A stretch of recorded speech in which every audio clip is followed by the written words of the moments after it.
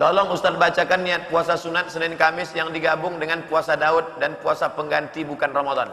Saya niat puasa qadha, titik. Satu niat saja. Niat puasa qadha besok pagi. Kalau kebetulan besok hari Kamis, otomatis dapat puasa Kamis. Kalau kebetulan hari Kamisnya di bulan Rajab, otomatis dapat 3. Qadha-nya tunai, Kamisnya dapat, sunat Rajabnya dapat. Saya niat puasa qadha esok pagi. Satu saja, cukup. Ketika saya sedang baca Quran, kadang tak terasa air mata ini meleleh. Begitupun ketika mendengar suara imam kita, Ustadz Nazri, begitu merdu sampai keluar air mata. Begitu nikmatnya rasa hati. Apakah yang demikian itu sudah lembut di naungan Allah? Salah satu menunjukkan hati lembut adalah ketika meneteskan air mata. Kata Nabi, wabeku, menangislah kalian. Kalau kalian tak bisa menangis, tabaku, buatlah seolah-olah kalian menangis. Kalau kalian tak bisa menangis, buatkan diri kalian menangis. Tapi kalau bisa menangis, paling baik. Kamu kenapa menangis tadi? Menyentuh ayat imam. Enggak, panjang betul Pak Ustaz. Sehabis selesai baca Quran, kemudian saya menghadiahkan pahala untuk almarhum ayah saya, almarhumah kakak saya. Apakah sampai itu Pak Ustaz? Sampai. Siapa yang mengatakan sampai? Ibnu Taimiyah dalam kitab Majmu' Fatawa. Sampai. Siapa lagi yang mengatakan sampai? Murid Ibnu Taimiyah, Ibnu Qayyim Al-Jauziyah. Sampai. Dari kalangan mazhab Syafi'i siapa? Imam An-Nawawi dalam kitab Majmu' Syarah Muhadzab, dalam kitab Al-Minhaj Syarah Sahih Muslim Ibnu Al-Hajjaj. Kata dia bacaan Quran sampai. Saya mau detail-detailnya Pak Ustaz. Buka buku 37 masalah populer, lengkap. Dalil apa saja yang sampai untuk orang mati. Sudah saya tulis. Buku hadis apa yang baik khusus buat anak saya Pak Ustaz, masih kecil balita. Hadis bergambar. Buku hadis bergambar. Anak keponakan saya semuanya bergambar. Sejarah Nabi bergambar. Buku hadis bergambar. Ayat-ayat doa-doa bergambar. Karena mereka suka nengok gambar. Dengan nengok gambar dia nengok baca ayatnya. Belikan mereka bergambar. Apa pendapat Ustadz tentang Habib Syekhan Al-Bahar? Wallahu a'lam bishawab. Saya tak paham yang goib-goib.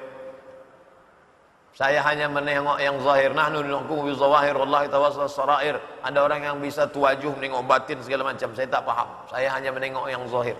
Saya tak tahu. Bolehkah kita berbohong dari menutupi karena takut riak? Tak boleh bohong. Tak boleh bohong. Sebutkan saja.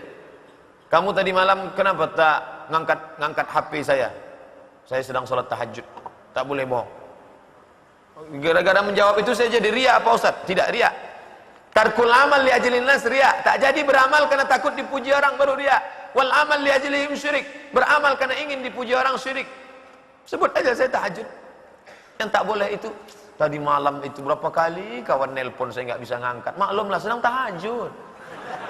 Itu baru tak boleh.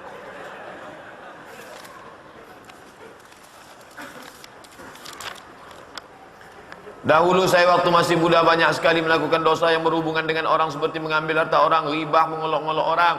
Sangat menyesal sekarang Pak Ustaz, dan tak bisa menemui orang itu mau minta maaf, mengembalikan haknya. Menurut Rasulullah di akhirat nanti kalau orang melakukan kesalahan terhadap orang lain belum minta maaf, mesti mengembalikan haknya, diambil dari amal kita. Tentunya saya khawatir, adakah satu hitung-hitungan tertentu di akhirat nanti, misalnya kita melakukan kesalahan terhadap ini akan diganti dengan ini? Tak ada. Kalau mencuri satu bakwan, satu qobliyah subuh, tak ada. Kalau ngambil pungli KTP satu, maka diambil hajinya satu, itu tak ada. Sampai sekarang belum ada angka nominal hitung-hitungan dibuat Allah, Rasul dan malaikat, belum ada lagi. Amalan apa yang bisa banyak pahalanya dan cespleng sehingga di akhirat nanti kita tak khawatir Pak Ustadz?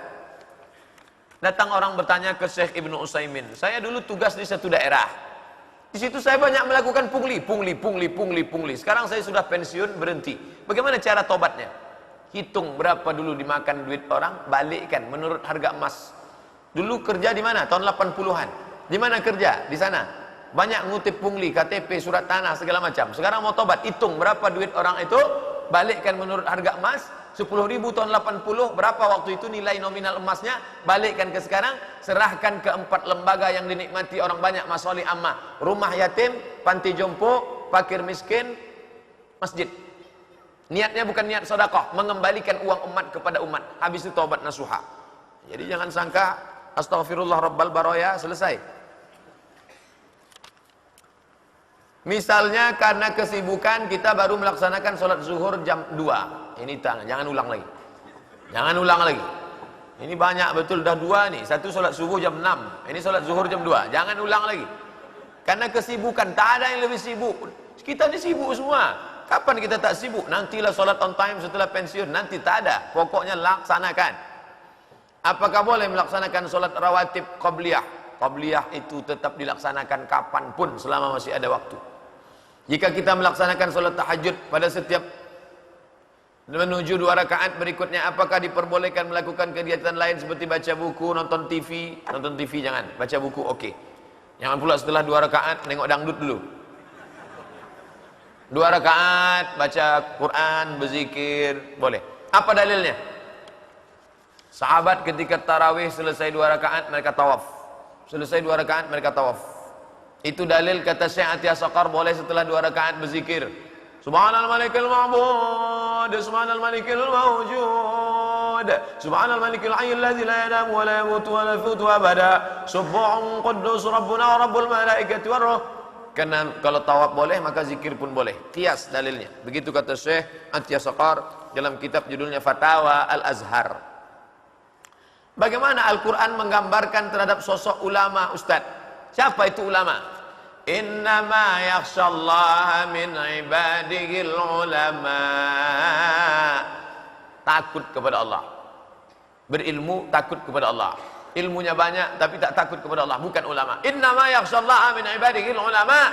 Yang takut kepada Allah adalah ulama, takut kepada Allah. Ulama itu beda dengan Habib ya Ustaz. Habib adalah orang berilmu tapi dia punya nasab silsilah keturunan sampai kepada Sayyidina Al-Hasan, Sayyidina Al-Husain, nanti sampai kepada Fatimah binti Muhammad sallallahu alaihi wasallam. Habib Rizik, Habib Ahmad Al-Kaf. Al-Kaf itu marga orang Yaman. Al-Kaf, As-Saqqab, As-Shihab, itu dari Yaman. Mereka dulu datang mengislamkan kita kemari, kita cinta dengan mereka, maka disebut Al-Habib Al-Jufri. Itu Raja Siak itu Al-Habib. Sultan Syarif Qasim Habib. Kenapa tak dipanggil Habib? Karena Habib biasanya ulama, alim, berilmu dipanggil. Saking sayangnya kita kepada mereka, kita panggil Habib. Al-Habib.